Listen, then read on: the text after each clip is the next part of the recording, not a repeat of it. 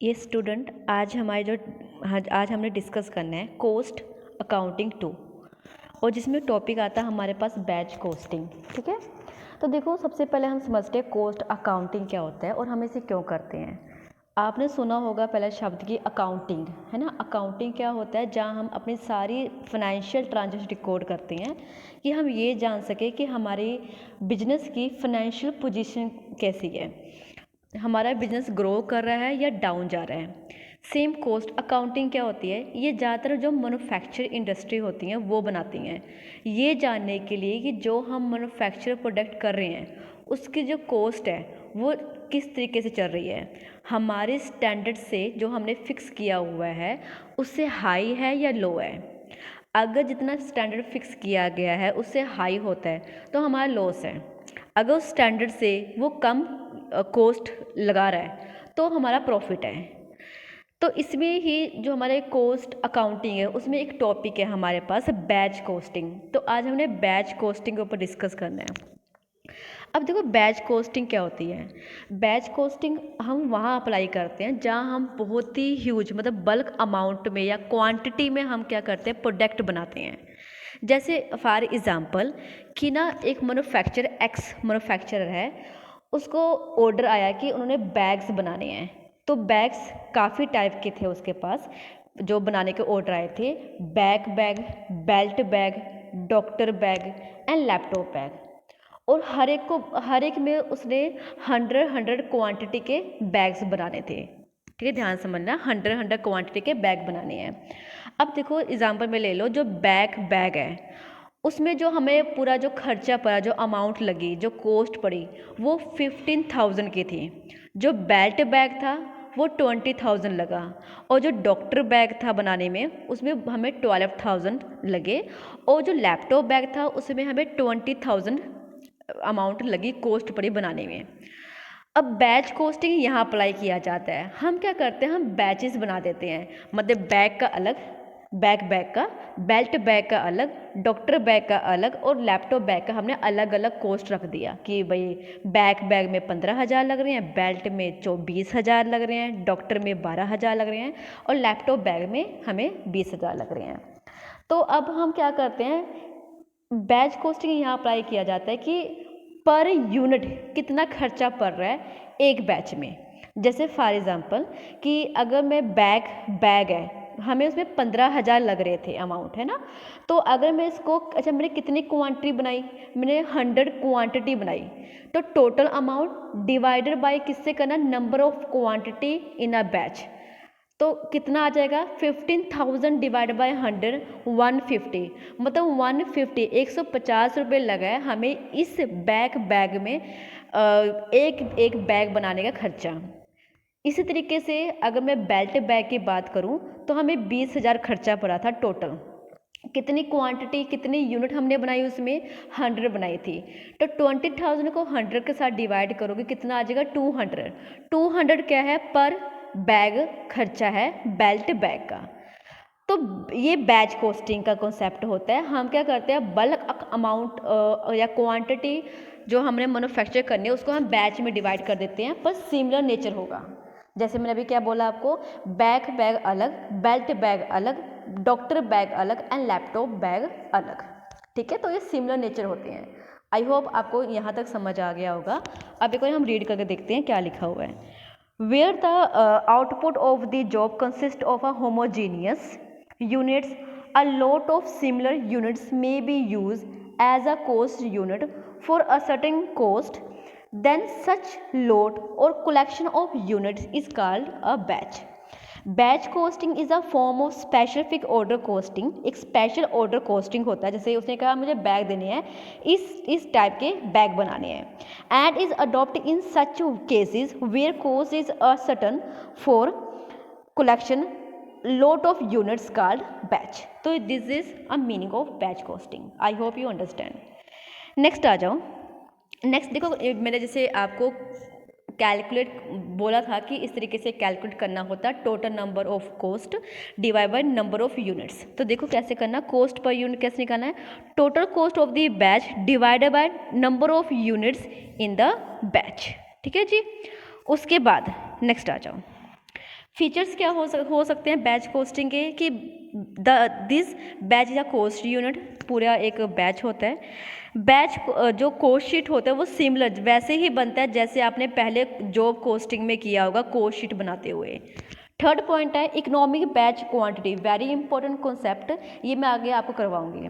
Economic batch quantity is calculate after consider setup cost, carrying cost and annual demand, ये आगे हम discuss करेंगे। Batch account is open for each batch, हर एक का अलग बैच होगा, जैसे बैग का अलग है, बेल्ट बैग का अलग होगा, डॉक्टर बैग का अलग होगा और लैपटॉप बैग का अलग अलग आपका बैच अकाउंट खुलेगा और उसमें सेम आएंगे direct labour, direct material, overhead cost, ये सारे डेबिट होते हैं। आफ्टर कंप्लीशन जो बैच कॉस्ट है ट्रांसफर किया जाता है कॉस्ट ऑफ सेल, ठीक है। नेक्स्ट जो मोस्ट इम्पोर्टेंट कॉन्सेप्ट है ये आपका आता है economic batch quantity. Economic batch quantity क्या होती है, आपने ये कॉस्ट अकाउंटिंग 1 में पढ़ा होगा economic order quantity for material. उसमें क्या था ऑर्डर क्वांटिटी मटेरियल में कि हम ना उस मटेरियल को ऑर्डर करते जो हमें सस्ता पड़ता था, जिसका कैरिंग कॉस्ट और स्टोरेज कॉस्ट दोनों हमें इजी और मिनिमम कॉस्ट पड़ते थे। सेम इसमें भी है। इकोनॉमिक बैच क्वांटिटी का मतलब क्या है कि हमने बहुत सारे बैचेस बना लिए, अब इसमें कौन सी कितनी क्वांटिटी हम और कितनी क्वांटिटी में हम प्रोड्यूस करें कि हमें सस्ता पड़े। ओके, तो एक बार पढ़ के देखते हैं। Economic batch quantity is a quantity produce in one batch that is economical to manufacture, economical मतलब सस्ता, ठीक है, बनाने में, विद नो वेस्ट, जिसमें वेस्ट ना हो।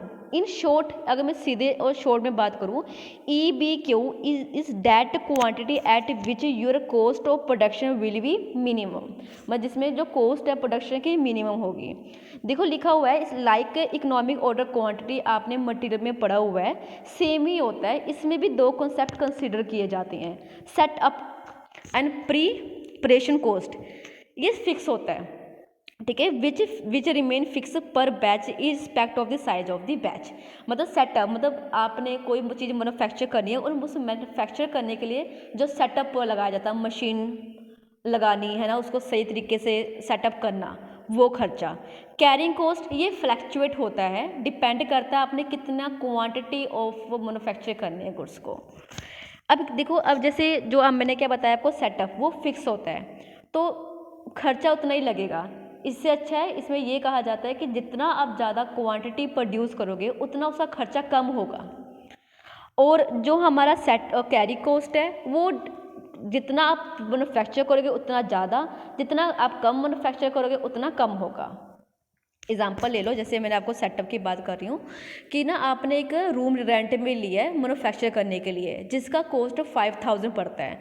तो अब आप उसमें चाहे मैन्युफैक्चर करो चाहे मैन्युफैक्चर ना करो, आपको कॉस्ट पड़ेगी ही पड़ेगी।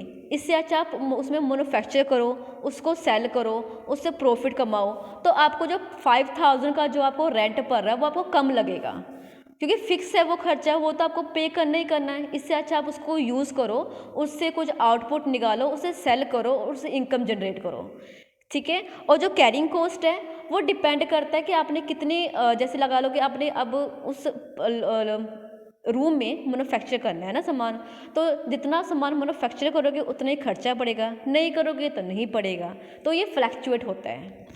अब आगे मूव करते हैं, कौन कौन से फैक्टर इफेक्ट करते हैं, वही आ जाएगा। Setting up cost per batch, cost of production per unit, storage, rate of interest, annual demand for a product, ये सारे फैक्टर जो इफेक्ट करते हैं खर्च इसमें अपने इकोनॉमिक ऑर्डर बैच क्वांटिटी में, ठीक है। नेक्स्ट आ जाओ, देखो ये फॉर्मूला है, ये आप डायरेक्ट इसका निकाल सकते हैं फॉर्मूला, और ये आपने पहले भी किया होगा इकोनॉमिक ऑर्डर क्वांटिटी में, पर इकोनॉमिक बैच क्वांटिटी में सेम ही आता है, ठीक है। 2 multiply by annual demand multiply by setup cost per batch divided by annual cost of storing 1 unit, इसका अंडररूट कर दो, ठीक है। अब देखो एग्जाम्पल लेके चलते एक न्यूमेरिकल, इसका न्यूमेरिकल इंपॉर्टेंट है for your examination point of view.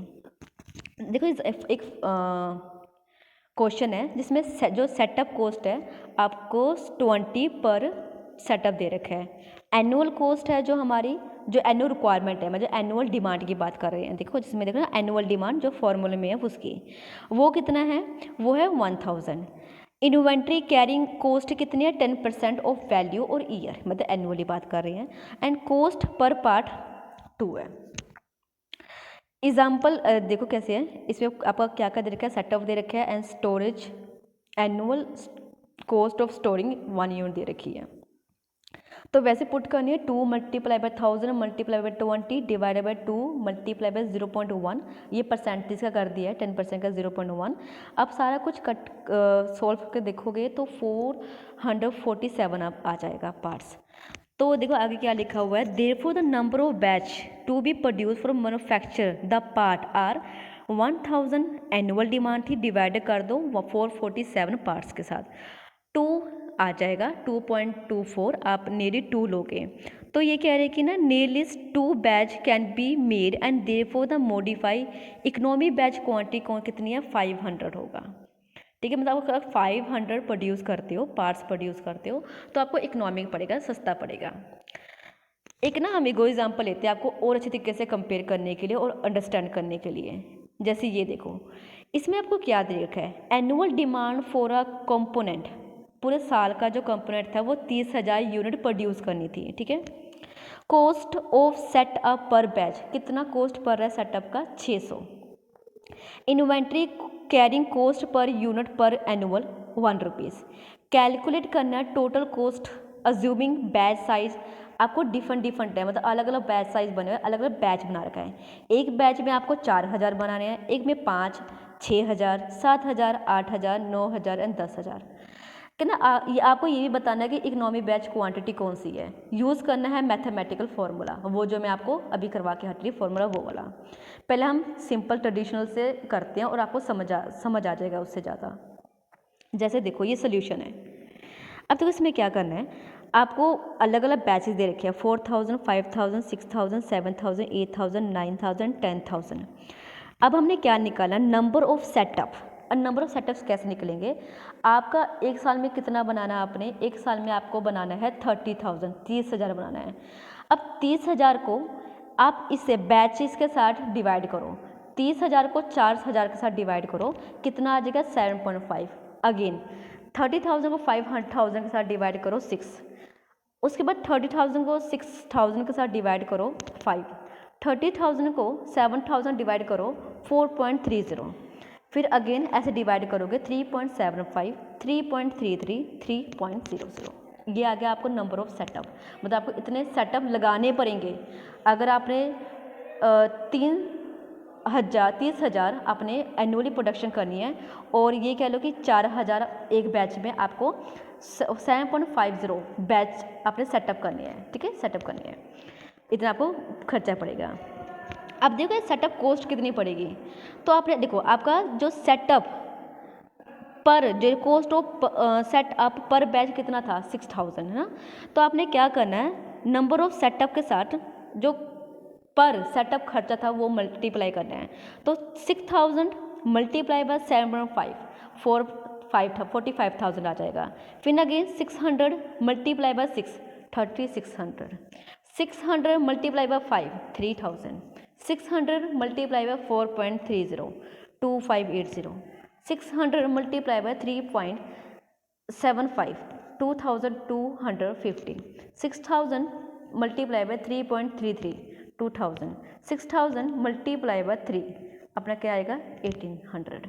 ये आ गया सेटअप कॉस्ट। उसके बाद आपको क्या करना है, annual average carrying cost per annual निकालना है। तो एवरेज निकालना है तो आपने क्या करना है, जो भी ये बैच साइज है ना इसको 2 के साथ डिवाइड कर दो, आपका एवरेज निकल के आ जाएगा।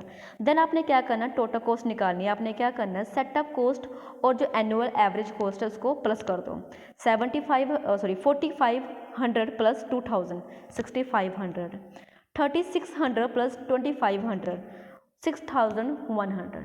तो अगर आप देखो अब इस बार अब आप कंपेयर कर पाओगे। ये देखो आपको डिफरेंट बैचेस दे रखी है, बैचेस, और ये आपको टोटल खर्चा आपको इतना पड़ेगा। अब तुम पहले कॉस्ट में देखो कि सबसे इजी मतलब इकोनॉमिकल इकोनॉमिक हमें कौन सा पड़ रहा है, सबसे सस्ता कौन सा पड़ रहा है और सबसे मिनिमम कॉस्ट किस में पड़ रही है हमें। तो अगर देखोगे तो 6000, तो 6000 इसमें से हमारा सबसे कम हमारा कॉस्ट पड़ रही है। तो इकोनॉमिक कौन सा है हमारे लिए, सबसे सस्ता कौन सा है बैच हमारा 6000। देखो नोट लिखा हुआ है नीचे, total cost is lower when batch size is 6000 unit, hence economic batch size is 6000 units. आप ऐसे भी कर सकते हो और इसके अलावा आप ये फॉर्मूले थ्रू भी कर सकते हो। 2 मल्टीप्लाई बाय 30,000 एनुअल था, मल्टीप्लाई बाय 600 जो आपका सेटअप था, डिवाइड बाय कैरिंग कॉस्ट आपका 6000 यूनिट आ जाएगा। तो सेम है, आप चाहे इस मेथड से कर लो या इस मेथड से कर लो, आपको पता करना है कि कितनी क्वांटिटी हम प्रोड्यूस करें कि हमें जो खर्चा है कम से कम लगे। इसको हम बोलते हैं इकोनॉमिक बैच क्वांटिटी। नाम से क्लियर है, इकोनॉमिक सस्ता, बैच पूरा बैच, क्वांटिटी कौन सा कितनी क्वांटिटी प्रोड्यूस करे जो हमें सस्ता पड़ेगी। So this is all about the economic batch costing. I hope आपको सारा समझ आ